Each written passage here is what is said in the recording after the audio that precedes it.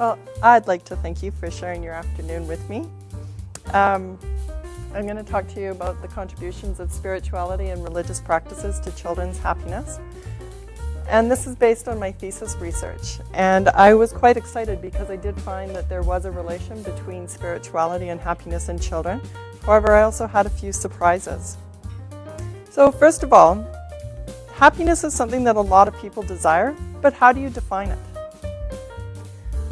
Well, this is what I'm going to talk about. Go through a bit of a brief background, talk to you about my study, and then at the end have time for questions. If you look in the dictionary of psychology, if we look up meaning, you'll find that there is a definition for meaning. If we look at depression, you'll find that there's one definition on depression, but there's 30 different types of depression that are defined. However, if we look up the word happiness, or even the word happy, there's 0 definitions for it. So at UBC Okanagan, we have a group of students that all study happiness, and based on other researchers, we came up with our definition of happiness. So we have happiness as a relatively stable positive trait, consisting of an overall subjective judgment of affect that is a major component in determining life satisfaction and subjective well-being. Quite a mouthful, but when we're conducting research, it's important that we have a definition that we're working with. So that gives you an idea of what happiness is, but why study it? Well, the research has shown that people that report being happy have a better immune system functioning. So in research that Cohen did, he exposed university students to the common cold, the rhinovirus, and to the flu virus. And what they found was students that had reported being happier before they were exposed had fewer symptoms than students that reported being unhappy. In addition, people that report being happy have better relationships. I mean, this is common sense. Happy people have better marriages, they're more loving, they're more forgiving than people that report being unhappy. In addition, people that report being happy have longer lives. And a study that was kind of cool that looked at this was the nun study. They looked at nuns' journals, and nuns that had written positive words in their journaling, the nuns that were in the top quartile lived on average 11 years longer than nuns that used not positive words. In addition, recent research has looked at healthy lifestyles. The effects of happiness is equivalent to the effects of smoking or not smoking, so it can increase your life. And another reason is it's something that adults desire for their children. In a survey that was done by Diener and colleagues, they looked at university students in 48 different countries. And what they found was the number one answer in all 48 countries was that when they had children, they would desire high levels of happiness for them. So I wanted to take it a step further. What might be related to happiness? And so I looked at spirituality and religious practices. And again, how do you define spirituality? Well, based on the Fetzer Institute, they define spirituality as an inner belief system that a person relies on for strength and comfort, whereas religiousness is an affiliation with an organized faith and participation in its prescribed rituals.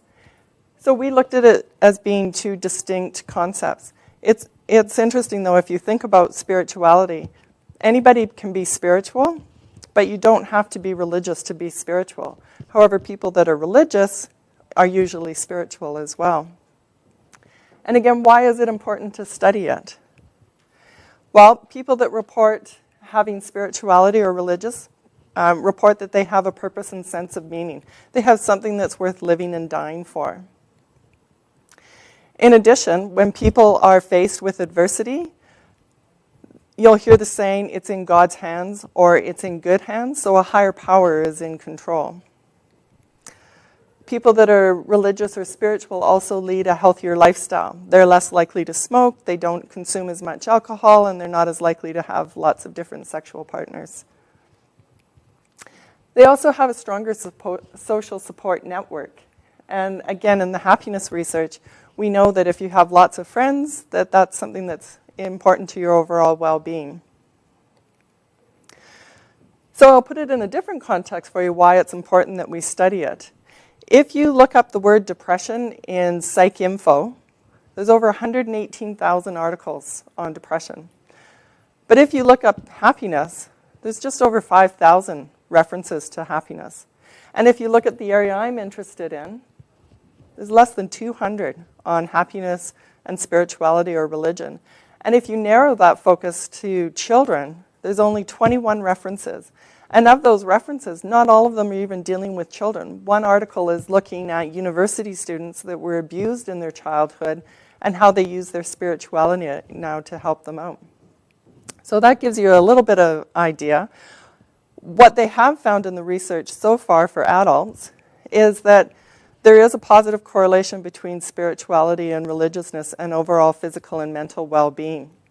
And about 4 to 5% of that happiness variance is accounted for by an adult's spirituality or religion. So if you think of the happiness variance as being a big pie, that's about 1/20th of a slice of the pie is accounted for by their happiness variance. However, there's been a few problems with some of this research. Some of the problems are the measurements of spirituality and religion. To date, there's no standardized measurement that's used. Also, with measurement, quite often, when they're looking at surveys and relating it to happiness, they ask just one question: how often do you attend church? Or they interchange spirituality and religion. Also, the measurement of happiness has been called into question. For example, the Oxford Happiness Questionnaire has been said maybe it shouldn't be used with spirituality because it may be overlapping. The empirical research right now says that spirituality in religion is multidimensional. However, as I mentioned, quite often a lot of the research asks just one question about church attendance or about the frequency of praying. So we need to start using measures that are using the multidimensional. Also, most of the measures that are used for spirituality and religion are not based on any theories. And we also have psychometric validity problems because if we ask, how often do you attend church, we have no way of verifying whether or not that's accurate. And most of the measures that are out there right now are Christian-based, so we're very limited in the populations that we're using. So that gives you an idea about what happiness, spirituality, and religious practices or religiousness is. Now let me tell you about my study. We had over 320 students in grades 4 to 6. They were 8 to 12 years old, and we had their parents involved as well. There was 4 public schools and 2 private schools, and the private schools were faith-based schools, and the students were all in the Okanagan Valley. And just so you have an idea of what my sample looked like, we had 49% boys, 51% girls, and the average age was about 10 years. And 83% were in the public school system, and 17 were in the private school system. I used 2 questionnaires looking at spirituality and religiousness, and I looked at 3 questionnaires that looked at happiness. The first one is the Spiritual Well-Being Questionnaire, and what I really liked about this questionnaire is it's based on Fisher's theory of spiritual health in children. The religious practice scale was adapted from the brief multidimensional measurement of religiousness and spirituality. I used 3 items from there, and that measure was developed by a team of health experts. The first of my happiness measures was the subjective happiness scale, and this was again a measure developed for adults. I used the Oxford Happiness Questionnaire short form. And these 4 questionnaires were all completed by the children. Then I also had the FACES scale, and this questionnaire was completed by the parents. So I'll go into a little bit more detail now.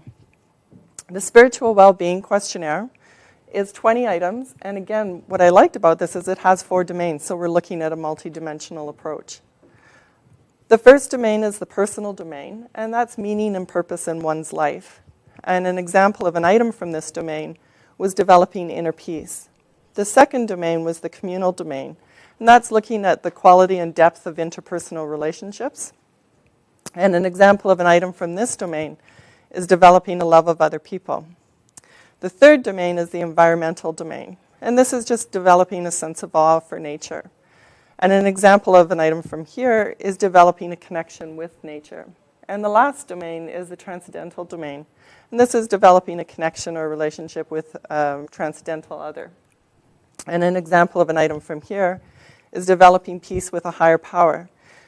Now, that's one thing I changed on this measure, was when they used the word God, I changed it to a higher power so that we would be more inclusive and we weren't restricting to just Christian faith. The next measure I used was the religious practice scale, and 3 items from it. The first item was, how often do you go to a place of worship, such as a church? The next item was, I read religious or spiritual books or magazines.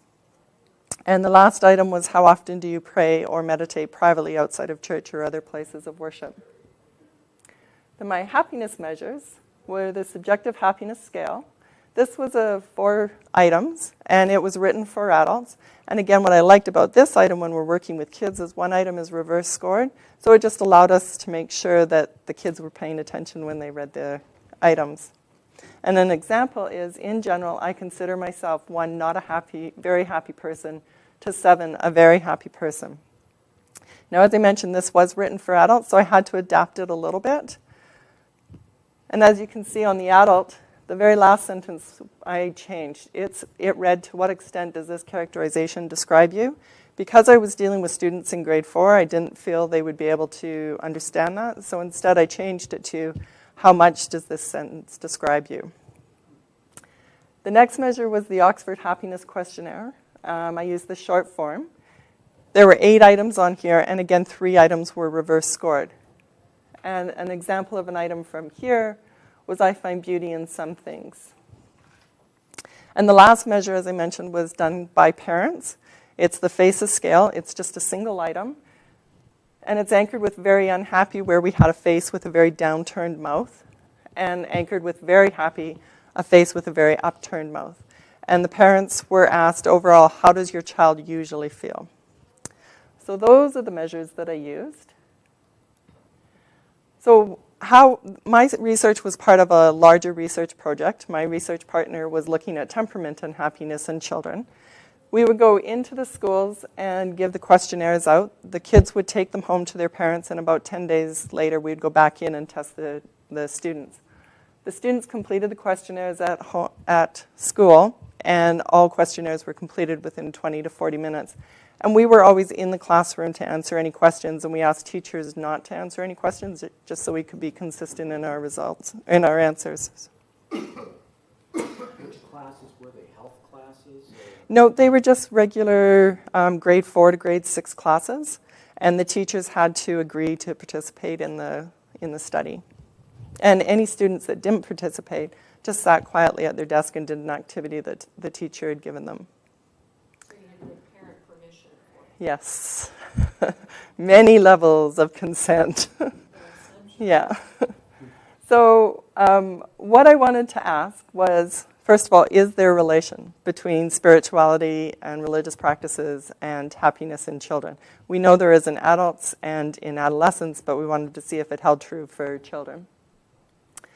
I also wanted to know if children that reported being spiritual or religious, did they also report higher levels in happiness? Because again, when we look at church attendance and praying, particularly in the adult population, we find that higher levels of church attendance, higher levels of praying, also indicate higher levels of happiness. I don't quite understand. What's the first question? It's a relationship between Happiness and spirituality or religious practices. So I wanted to know, is there a relationship that exists there for children? And then what's the difference between that question and the second question? First of all, I wanted to know whether or not there was one that existed, and if it did exist, which direction was it going in? Gotcha. Was it going a positive relationship? And my last question was, I wanted to know whether or not there was a particular domain of spirituality that would predict children's happiness. So before I go into the results, let me tell you what I found about my population. This is the questionnaire that the parents completed, and 93% of parents felt their children were in the top 3 levels of happiness. So we had a happy sample in the Okanagan. When we asked the kids, we were close. 85% felt that they were in the top 3 levels of happiness. And when we looked at their spirituality and their religiousness, you can see it's a wide distribution of results. So for the correlations that I found, you can see between the 3 happiness measures, they range from 0.33 to 0.47. So you can see that happiness, although it's related, the measures are related, they're not perfect relations. And so there's been suggestions by Diener and colleagues that maybe happiness is also multidimensional. And so by using the multiple measurements of happiness, it just gave me a better picture of happiness for the kids. When I looked at the correlations with spirituality, all 4 domains correlated across all 3 of the happiness measures. However, when I investigated a little further, I had multicollinearity between the communal and the personal. And because I wanted to see whether or not the personal domain was actually predicting happiness in children, I had to drop the communal from any further analysis that I did. I said I had a few surprises. My surprises were when we looked at religious practices, none of them correlated across any of the measures of happiness. And that was a little bit surprising to us. But when I kind of sat and thought about why this might be, my kids were from 8 to 12 years old. So most of those kids did not have a choice about whether they attended church or not. It was decided by their parents. And if they did attend church, they didn't get to decide where they were going. So maybe it does make sense that it wasn't a predictor. I next broke it down into regressions to see whether or not any of the spiritual measures, so I had the 3 that were being put in, would actually account for any of the variance. And when I did a multiple regression, I found that across the 3 measures, 5 to 25% of the happiness variance was accounted for. And I did have unique variance was accounted for in the personal domain between 3 to 19%. And because we were looking at public schools, faith-based schools, and because research has also indicated that sometimes there's a gender difference, I wanted to see whether or not spirituality was still accounting for happiness once I controlled for gender and school. And sure enough, between 6 to 28% of the overall variance was accounted for beyond gender and school, and the personal domain was still between 3 to 18%. So I was pretty excited by these results. And part of why I was excited by them was because in BC at least, or at least in the Okanagan Valley, there's no way you can go into a school and try and talk to them about their religion. But you can go into a school and talk to them about their spirituality and ways of increasing their personal meaning so that, maybe we can increase their happiness without the end goal being to increase happiness.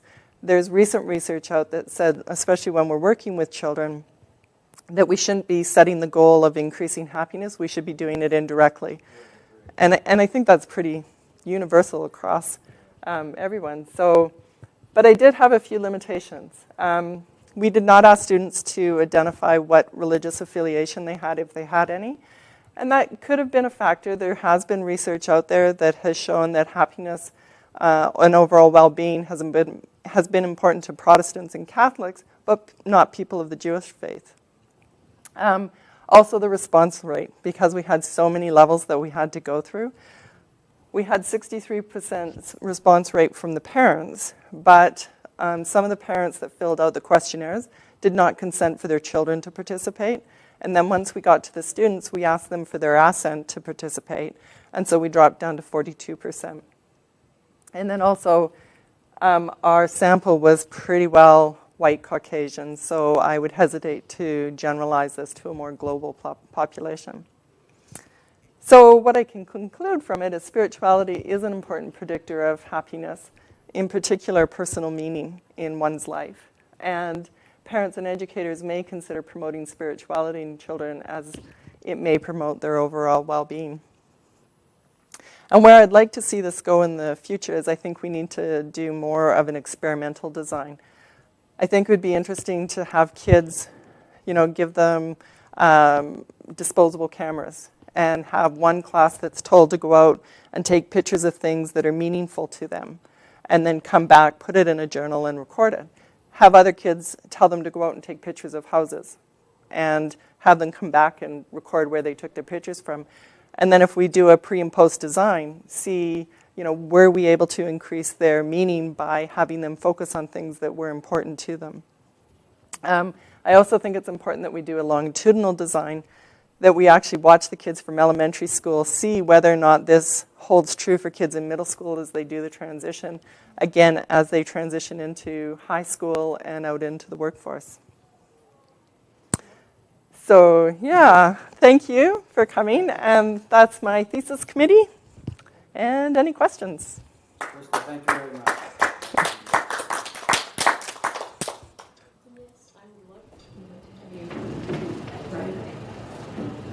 Okay.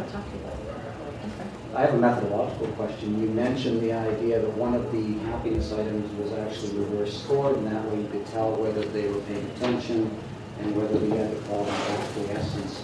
I mean, did that actually show up as a problem? Yeah. And if so, what was it, like only 1%, 5%? 5 cases 5 I cases had out five. of 300. out of 320. Could you repeat the question for the... Oh, sorry. So that they- Did I have methodological problems with the reverse scoring? Did it actually make a difference? And I had 5 kids that just filled out 7 all the way down, or 6 all the way down the measure. And they were consistent in both the subjective happiness one and in the Oxford Happiness that had reverse scoring. So you threw out the data then? Yeah, from those 5. Yeah. So you were just getting rid of the error variance, which is what a good scientist would do. So that's a really good, positive methodological. Thank you. Any other questions? Interesting question.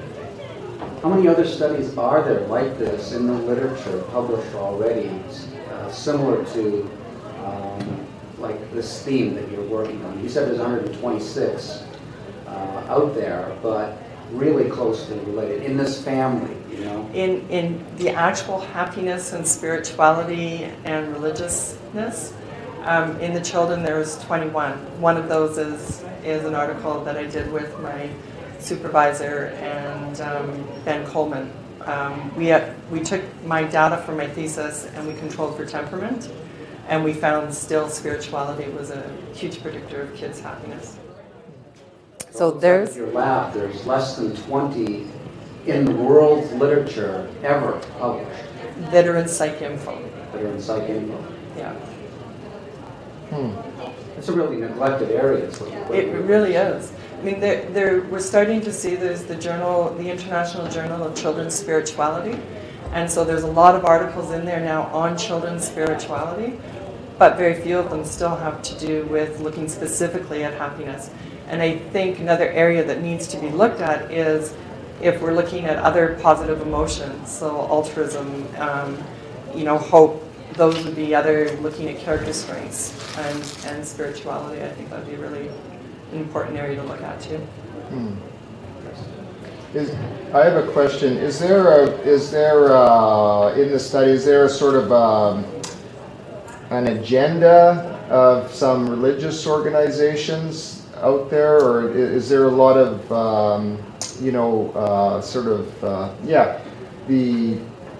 is there an agenda in some of the studies where people are trying to push people back into religion, or do they any studies that are sort of funded by some religious organizations? The Templeton Foundation Okay. studies a lot of just religion, not looking so much at spirituality. Right, and they do right. fund graduate students. Oh, okay. Yeah, because tomorrow night the presenter for the Sunday night, the free public lecture, Michael Novak, he won the Templeton Prize. Oh, okay. So, but that's more of a sort of from a Christian, religious. Yeah, and a lot of the studies that are out there right now in the adults are on based on Christian faith. Right. And we really were trying with this one to expand it so that we weren't restricting. And especially because when we're looking at First Nations, they have a different God than the capital G God. Right. Well, one thing about the John Templeton Foundation you should know is that they are not exclusive to Christianity. They are not trying to convert people into... Yeah, I know it's a lot more subtle. Yeah. They really do respect, and they truly do respect diversity. Yeah, they're a great organization. Yeah.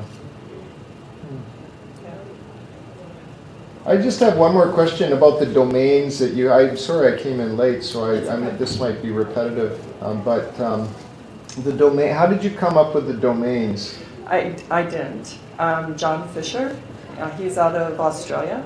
He developed the questionnaire based on children's spiritual health. And what he did to develop this initial questionnaire was he interviewed 400 elementary and secondary student teachers. And he asked them what they felt was important to children's spiritual health. Oh. And then based on that, he ran factor analysis and came up with the 4 domains. And those 4 domains have been, Alice has also suggested that spirituality is multiple dimensional and came up with similar domains. So he was on the right track. John Fisher. John Fisher. Oh, okay. With a C, do you think? No, it's Fisher. Yeah, and I have his, if you want, I have his email address, not on me, but I could give you his email address. I actually sent him a question on it, and he responded to me like, I'm sure it was first thing the next morning for him in Australia. Yeah. In your statistical operation, you divide it in one is overall, the other is personal. You have 2 categories. Yeah. And the overall is higher, and then did you integrate it, or I just missed it? It was, the overall was the whole happiness variance that was being accounted for by the regression. And the unique variance that was being accounted for was mainly from the personal domain. So that's meaning and purpose in a child's life was the strongest predictor of happiness. And in fact, it was accounting for almost all of the variance.